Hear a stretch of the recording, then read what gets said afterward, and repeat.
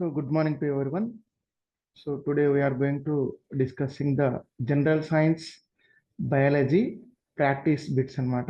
ఈ బిట్స్ వచ్చేసి మనకు టెట్కి, DSC groups, Ekalavya model school,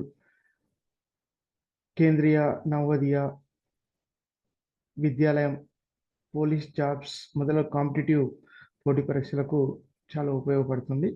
so దీనికి సంబంధించినటువంటి మనకి ఇక్కడ ఫస్ట్ క్వశ్చన్ వచ్చేసి మనకి జూలై 11వ తేదీని ఇలా పాటిస్తారు. సో 1 ప్రపంచ జనాభా దినోత్సవం, 2 పొగాకు రహిత దినోత్సవం, 3 ప్రపంచ పర్యావరణ దినోత్సవం, 4 ప్రపంచ ఆరోగ్య దినోత్సవం. సో కరెక్ట్ ఆప్షన్ వచ్చేసి మనకి జూలై 11వ తేదీని ప్రపంచ జనాభా దినోత్సవంగా పాటిస్తారు అన్నమాట.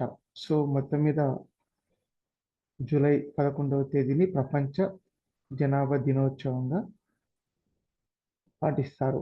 సో అదేవిధంగా మనకి రెండవ క్వశ్చన్ తీసుకున్నట్టయితే మనకి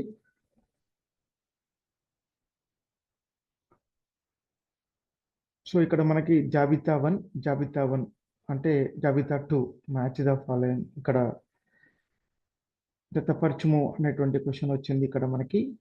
సో ఇక్కడ మనకి ఏ తీసుకున్నట్టయితే డిడిటి, బి తీసుకున్నట్టయితే పాన్, సి తీసుకున్నట్టయితే ఆమ్ల వర్షం, డి తీసుకున్నట్టయితే ప్రపంచ తాపనం. సో ఇక్కడ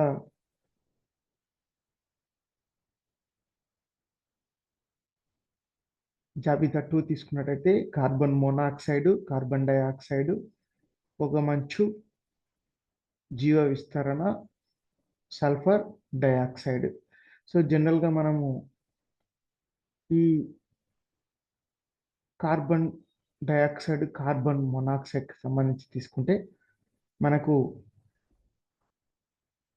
గ్లోబల్ వార్మింగ్ అనేటువంటిది ఉంటుంది, అంటే ప్రపంచ తాపనం అన్నమాట. సో ఇక్కడ మనకి సరైన ఆప్షన్ తీసుకున్నప్పుడు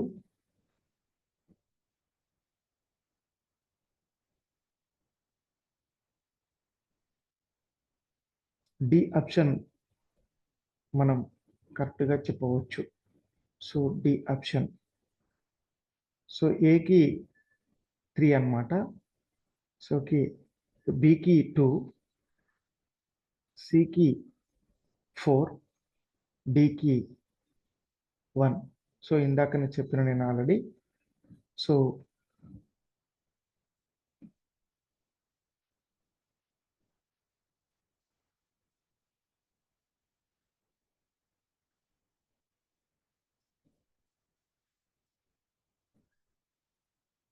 ఆమ్ల వర్షానికి కారణం సల్ఫ్యూరస్ ఆక్సైడ్స్ అన్నమాట. అదేవిధంగా డిడిటి. ఈ డిడిటి అనేటువంటిది కెమికల్. ఈ కెమికల్ ఎప్పుడైతే మనకి డిఫరెంట్ ట్రోపిక్ లెవెల్స్లో ఉన్నప్పుడు ఇది మ్యాగ్నిఫై అవుతూ ఉంటుంది, కాబట్టి ఇది డిడిటికి సంబంధించినటువంటి జీవ విస్తరణ చెప్పుకోవచ్చు. అదేవిధంగా దీనికి స్మాగ్, పాన్, పొగమంచుకు దారితీస్తుంది. అదేవిధంగా గ్లోబల్ వార్మింగ్కు కారణమైనటువంటి గ్యాసెస్ ఏదంటే ఇక్కడ carbon monoxide, carbon dioxide. So కాబట్టి ఏకు 3, బికి 2, సికి 4, డికి 1గా చెప్పవచ్చు. సో మొత్తం మీద డి అనేటువంటిది రైట్ ఆప్షన్ అన్నమాట.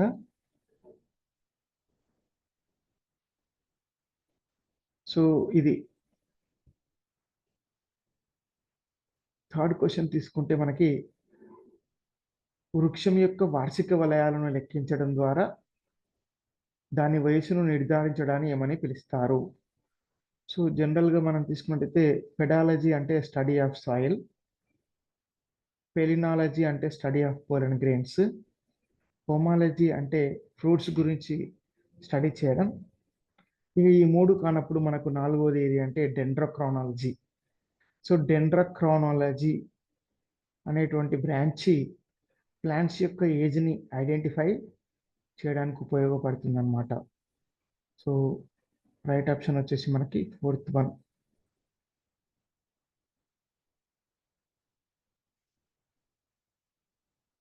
సో ఇక్కడ మనకి సంక్రమణ కారకాలకు ఆశ్రయం కల్పించే మానవేతర జీవుల జాబితా క్రింద ఇవ్వబడింది. క్రింద నిలువు వరుసలను జతపరచండి.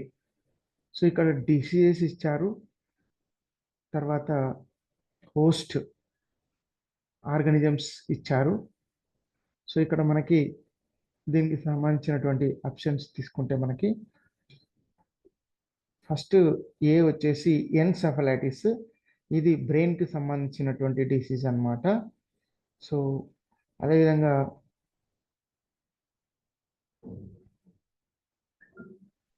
జియాడిసిస్, గ్లాండర్స్, ప్లేగు ఈ వ్యాధులకు సంబంధించినటువంటి హోస్ట్ ఆర్గానిజమ్స్ని ఐడెంటిఫై చేయమని చెప్పారు.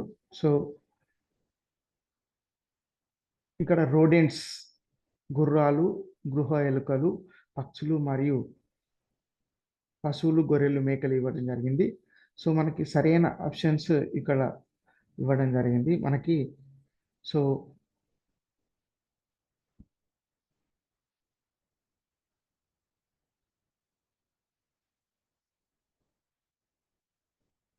ఎన్సెఫలైటిస్ తీసుకుంటే మనకు ఈ ఎన్సెఫలైటిస్ ముఖ్యంగా రోడెంట్ అంటే ఎలుకల ద్వారా, పక్షుల ద్వారా స్ప్రెడ్ అవుతుంది. సో అదేవిధంగా ఈ జియాడిసిస్ అనేటువంటి డిసీజ్ తీసుకున్నప్పుడు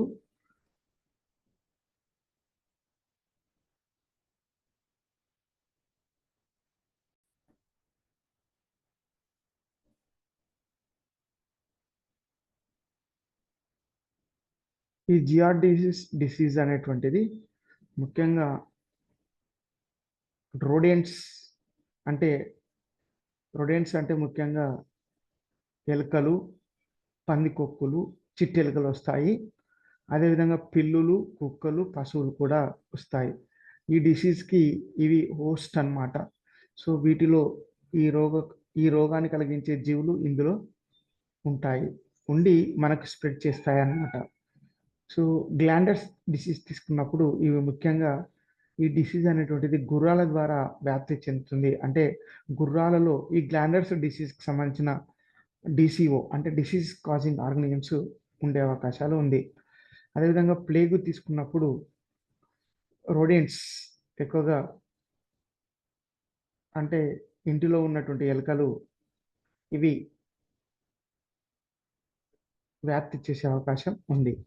సో మనకి ఈ ఎన్సెఫలైటిస్ డిసీజ్ సంబంధించిన హోస్ట్ ఆర్గానిజమ్స్ పక్షులు మరియు ఎలుకలు, జియాడిస్కి సంబంధించింది రొడెంట్స్, గ్లాండర్కి సంబంధించింది గుర్రాలు, ప్లేగ్కి సంబంధించింది గృహ ఎలుకలు.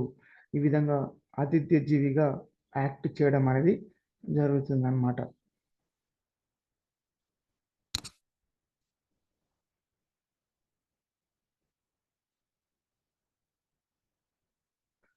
సో మనకి పెపావర్ సోమ్నిఫెరం నుండి బ్లూ డై అంటే నల్లమందు అనేది అవైలబుల్ అవుతుంది, అంటే దొరుకుతుంది. మరి ఈ నల్ల మందును ఆ చెట్టు యొక్క ఏ పార్ట్ నుంచి అంటే రూట్ నుంచా, ఫ్రూట్ నుంచా, ఫ్లవర్ నుంచా, లేదా స్టెమ్ నుంచా, లీవ్స్ నుంచా అనేటువంటిది మనకు సందేహం వస్తుంది. సో ఈ పెపావర్ సోమ్నిఫెరం, సో ఈ బ్లూ డై నల్ల మందు అనేటువంటి పాపీ ప్లాంట్ సో వేటి నుంచి లభిస్తుంది అంటే మనకు ఫ్రూట్ నుంచి లభిస్తుంది, అంటే ఫలం నుంచి లభిస్తుంది ఈ నల్ల మందు అనేటువంటిది. సో ఇక 6th క్వశ్చన్ చూసినట్టయితే మనం ఇందాకనే పైన మనం చదివాము. సో ఆమ్ల వర్షాలు వేటి కారణం వల్ల సంభవిస్తాయి అంటే ఆమ్ల వర్షాలు మనకి ముఖ్యంగా సల్ఫర్కు సంబంధించిన అంటే sulphur dioxide, sulphur oxides SO2, H2O, S3, so SO3, so సల్ఫర్కి సంబంధించిన ఆక్సైడ్ల ద్వారా ఈ యొక్క ఆమ్ల వర్షం అనేటువంటిది జరుగుతుంది. ఈ ఆమ్లవర్షంకి కారణమైనటువంటి సల్ఫర్ ఆక్సైడ్ కెమికల్స్ అన్నమాట. సో అదేవిధంగా 7th తీసుకున్నప్పుడు మనకి క్రింది వాటిలో ఏది సరిగ్గా జతపరచబడలేదు. సో మనకు విటమిన్ ఏ వచ్చేసి జిరాప్థాల్మియా. సో ఇది కంటికి సంబంధించినటువంటి విటమిన్ ఏ, కాబట్టి ఇది right option. Vitamin D rickets. So ఇక్కడ మనకి